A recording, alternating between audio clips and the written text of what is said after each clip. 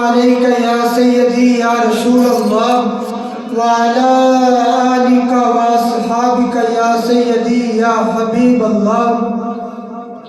الہی حمد تیری صبح و شام کرتے ہیں، الہی حمد تیری صبح و شام کرتے ہیں، ہم اپنا قلب و نظر تیرے نام کرتے ہیں، تیرے حبیب پر بھیجے نہ کیوں درود و سلام، شجر و حجر بھی تو ان کو سلام کرتے ہیں۔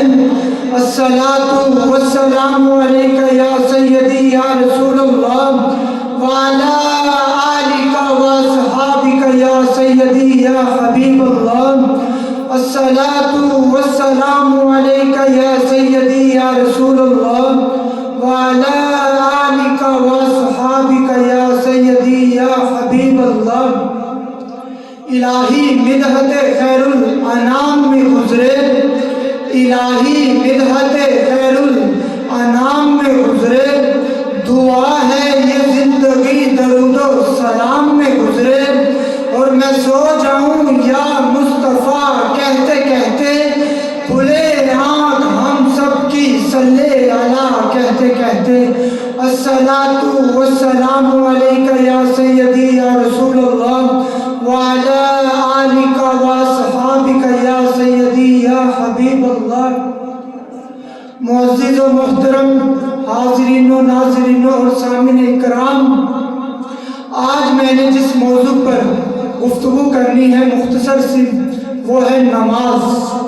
نماز لفظ ہے فارسی زبان کا اور عربی میں اسے صلاۃ کہتے ہیں۔ صلاۃ کے معنی درود کے بھی ہیں، دعا کے بھی ہیں، اور قرآن پاک کے اندر جس عبادت کا سب سے زیادہ ذکر کیا گیا ہے وہ ہے نماز۔ تقریباً 700 سے زائد مقامات پر جس عبادت کا ذکر کیا گیا وہ ہے نماز۔ اور نماز کی اہمیت اور فضیلت سمجھنے کے لیے کیا یہ بات کافی نہیں ہے کہ جس وقت اللہ نے روزے فرض کیے تو مصطفیٰ کریم زمین پر تھے، جس وقت اللہ نے حج فرض کیا تو مصطفیٰ کریم زمین پر، جس وقت اللہ نے زکوٰۃ فرض کی تو مصطفیٰ کریم زمین پر، جس وقت اللہ نے جہاد فرض کیا تو مصطفیٰ کریم زمین پر، لیکن جب باری آئی نماز کی تو مصطفیٰ کریم عرش بری پر۔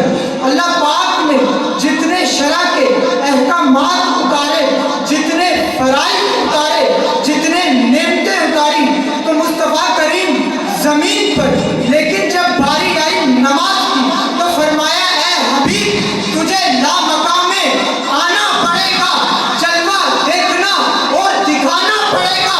رب نے قریب بلا کر سامنے بٹھا کر جلوہ دکھا کر پھر نماز کا تحفہ عطا فرمایا۔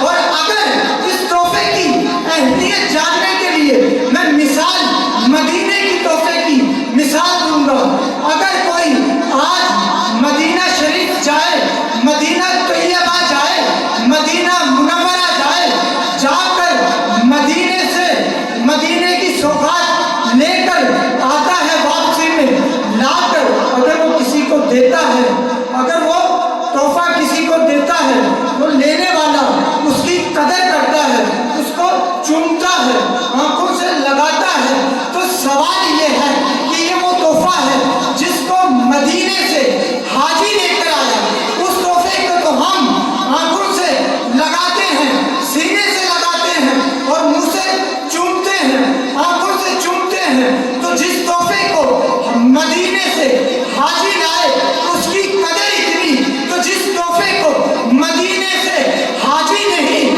بلکہ مدینے والا خود لائے تو اس کی قدر و قیمت کیوں نہیں ڈالتے، اس کو اہمیت کیوں نہیں دیتے۔ آج ہم لوگ نماز جنازہ کے لیے ایک ملک سے دوسرے ملک کو چلے جاتے ہیں، لیکن فرض نماز کے لیے مسجد میں نہیں آتے۔ آج ہم محفل کے لیے تو ساری ساری رات جاگ لیتے ہیں، لیکن فجر کی نماز کے لیے ہم نہیں جاگتے۔ یاد رکھنا، جس طرح کی زندگی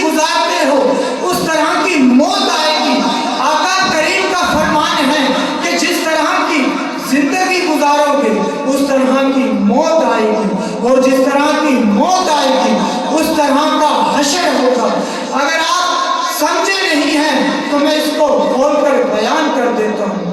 زندگی گزاری، اگر آپ نے شراب پیتے ہوئے تو موت بھی آئے گی، شراب پیتے ہوئے، اور اٹھو گے بھی تو کتے کی طرح بھونکتے ہوئے۔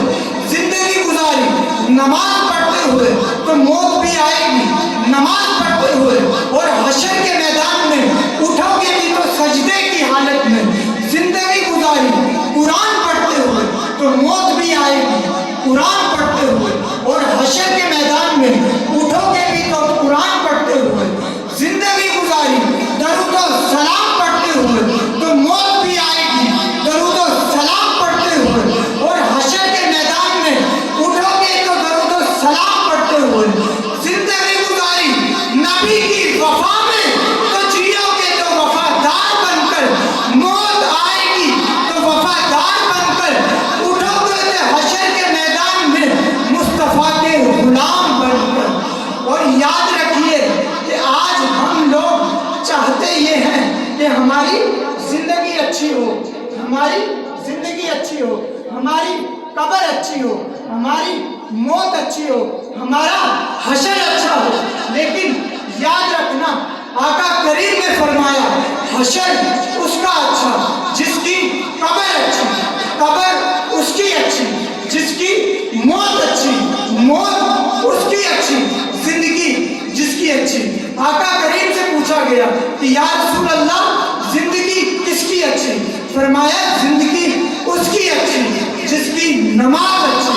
اور ظاہر سی بات ہے نماز اس کی اچھی ہوگی جو پڑھتا ہوگا، کیونکہ ہم تو نماز کی طرف آتے ہی نہیں، نماز جنازہ کی طرف تو ہم دوڑ دوڑ کر جاتے ہیں، محفلوں میں ہم دوڑ دوڑ کر جاتے ہیں، کیونکہ جس کی حیثیت فرض کفایہ کی تھی ہم نے اس کو حیثیت فرض عین کی دے دی، فرض عین کی دے دی، اور جس کی حیثیت فرض عین کی تھی اس کو ہم نے فرض کفایہ کی دے دی۔ آج ہم سیرت سن رہے ہیں، تقریباً 2 سالوں سے سیرت سن رہے ہیں، لیکن سیرت کا معنی سننا نہیں ہے، سارا یسیر سیرت جس کا معنی ہے چلنے کا طریقہ۔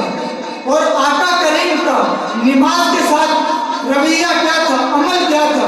حضور کا نماز کے ساتھ اپنا انداز یہ تھا کہ سورج گرہن ہوا تو حضور نے نماز پڑھی، چاند گرہن ہوا تو حضور نے نماز پڑھی، بارشیں تیز طوفان کی صورت میں آئے تو حضور نماز پڑھے، بارشیں نہیں ہوتی تو حضور نماز پڑھتے ہیں۔ حتیٰ کہ جنگوں کے موقع پر بھی میرے نبی پاک نے نمازوں کی کثرت کی۔ نماز تو میرے نبی کی آنکھوں کی ٹھنڈک ہے، اور وہ کس طرح کا امتی ہے کہ جو نماز پڑھ کر اپنے نبی کو ٹھنڈک نہ پہنچائے۔ اور یاد رکھنا، وہ شخص اپنے آپ کو مومن نہ سمجھے جو اذان کی آواز سن کر مسجد کی طرف نہیں آتا، کیونکہ میرے نبی نے فرمایا تھا کہ کافر اور مومن میں فرق کرنے والی چیز نماز ہے۔ نماز تو مومن کے چہرے کا نور ہے، نماز تو مومن کے دل کا سرور ہے، نماز تو مومن کی معراج ہے، نماز تو جنت کی کنجی ہے، نماز تو میرے آقا کی آنکھوں کی ٹھنڈک ہے، نماز تو رب سے ملاقات کا واحد ذریعہ ہے۔ اور یاد رکھنا، قیامت کے دن بندہ مومن سے جس چیز کا سب سے پہلے سوال ہوگا وہ بھی نماز ہے۔ آقا کریم نے فرمایا اول ما یحاسب به العبد الصلاۃ فإن صلحت صلح سائر عمله فإن فسدت فسد سائر عمله۔ بندہ مومن سے جس چیز کا قیامت کے دن سب سے پہلے سوال ہوگا وہ نماز ہے۔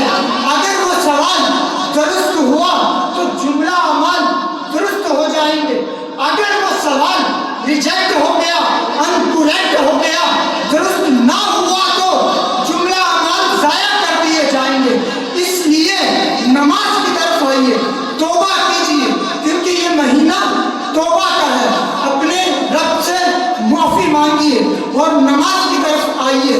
اور یاد رکھیے اے انسان نماز پڑھ کہ اس سے پہلے تجھ پر نماز پڑھی جائے, نماز جنازہ کی صورت میں.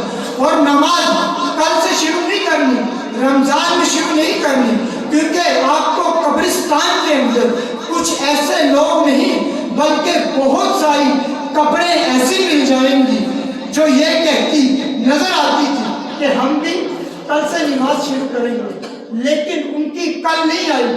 موت نے آ کر انہیں لے لیا, موت نے آ کر گھیر لیا. اب جس کے جی میں آئے پائے روشنی, ہم نے تو دل جلا کے سر عام رکھ دیا. وما علینا الا البلاغ المبین.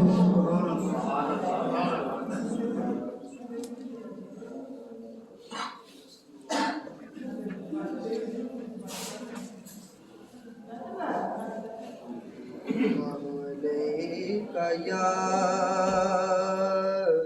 رسول اللہ وسلم علیک یا حبیب اللہ. سنتے ہیں کہ نعرہ تکبیر, نعرہ رسالت, نعرہ تحقیق, نعرہ حیدری, نعرہ غوثیہ, علماء حق اہل سنت, تاجدار ختم نبوت